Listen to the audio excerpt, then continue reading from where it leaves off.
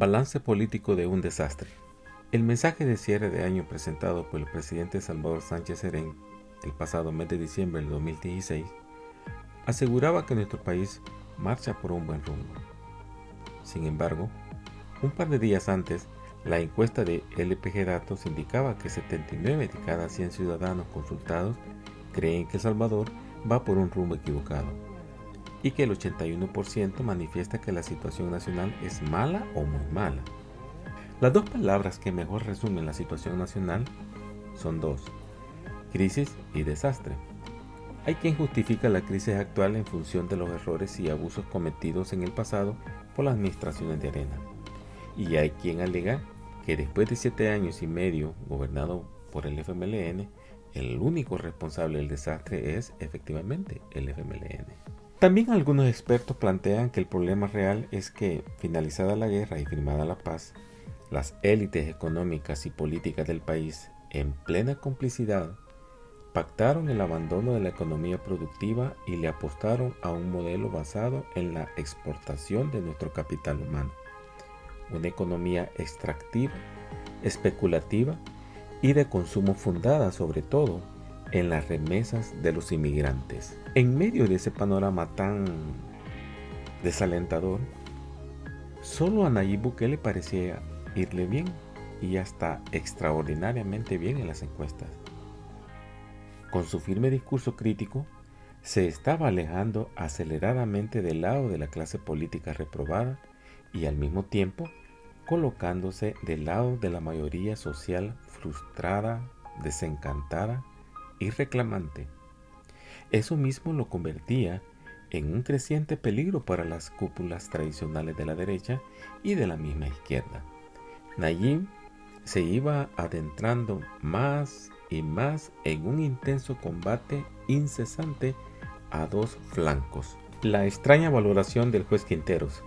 Nayib comenzó el año 2017 recibiendo un golpe bajo y de origen oscuro o ambiguo, cuando el día 28 de febrero el juez de instrucción Óscar Roberto Quinteros decidió enviar a juicio de sentencia a los presuntos memistas contra LPG, un grupo de inquietos millennials, manteniéndoles la acusación por 4 delitos realmente inexistentes: falsedad material, violación de derechos de autor, violación de distintivos comerciales y agrupaciones ilícitas. Pero, ¿por qué ese exceso en sus funciones era tan evidente por el juez Quinteros?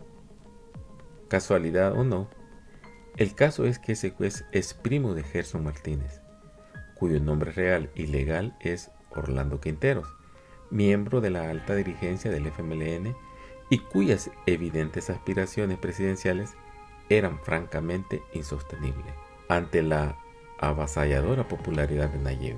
La indecisión.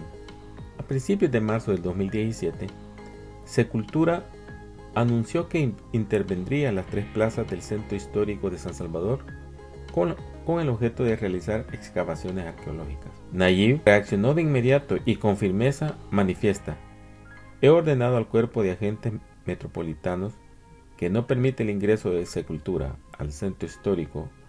Esa es una secretaría gubernamental inepta. Es increíble que el gobierno de nuestro propio partido, el FMLN, nos esté tratando peor que Arena. A finales de ese mismo mes de marzo, el secretario general del FMLN, Medardo González, anuncia que la dirigencia de ese partido había decidido apoyar la candidatura de Nayib Bukele para su reelección como alcalde de San Salvador. Pero será el mismo Nayib quien decidirá si acepta o no nuestro ofrecimiento, aclaró Medardo González. Efectivamente, en el entorno de Nayib cuentan que un día le decía a unos que sí iría a la reelección y al siguiente día les decía a otros que no.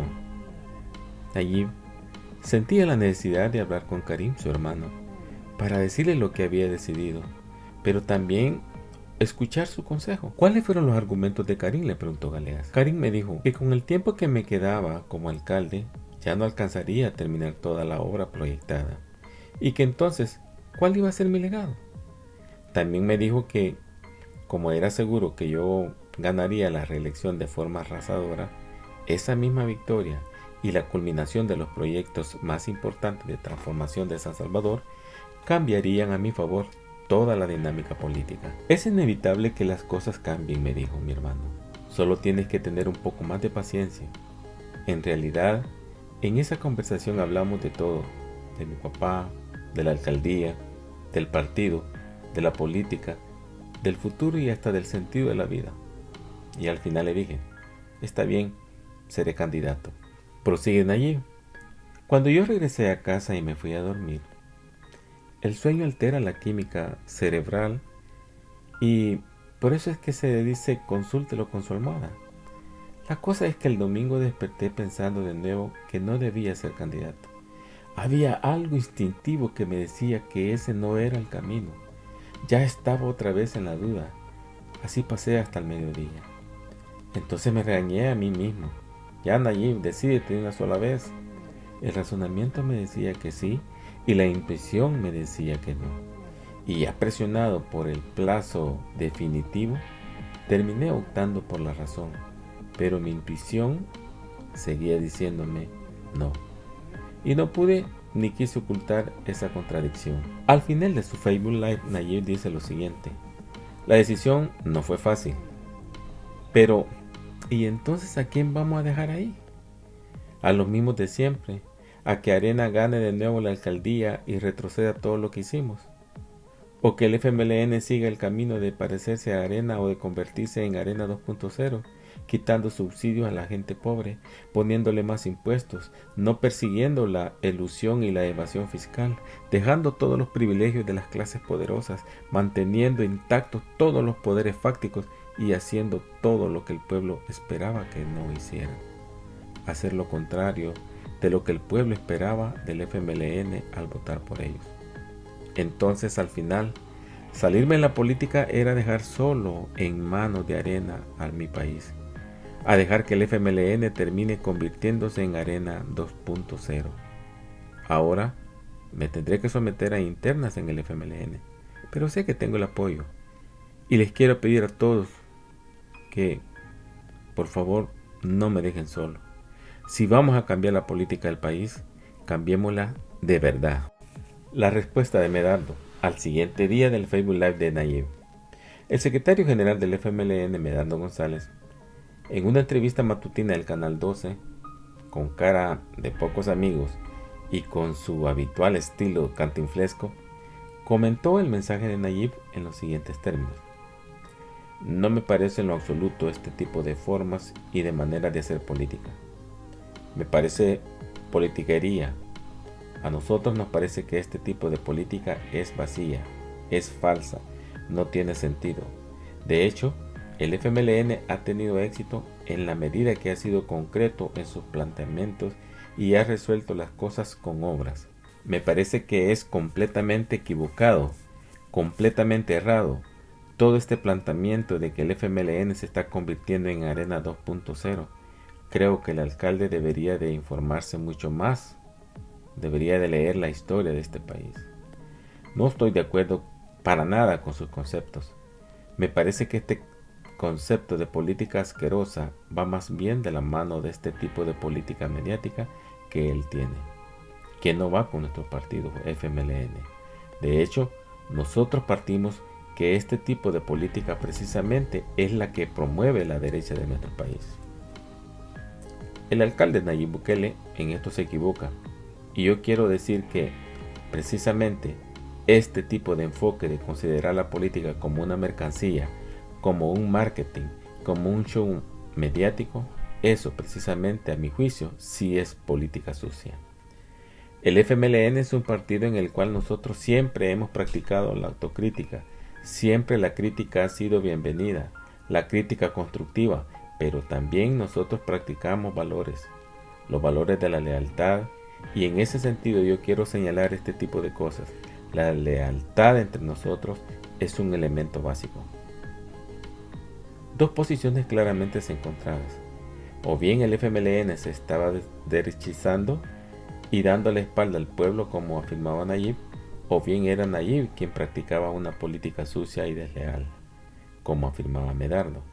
Si el mejor árbitro o juez en este tipo de disyuntiva es el pueblo, Muy pronto sería el pueblo mismo quien sentaría su posición al respecto, no en términos de debates dialécticos, sino de manera muy democrática y puntual en las urnas.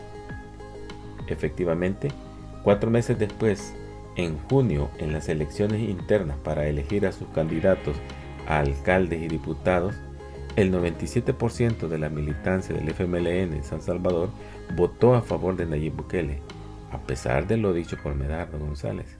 Ese respaldo prácticamente era total y en sí mismo un claro indicio en el sentido de que a quien le creía más la militancia roja.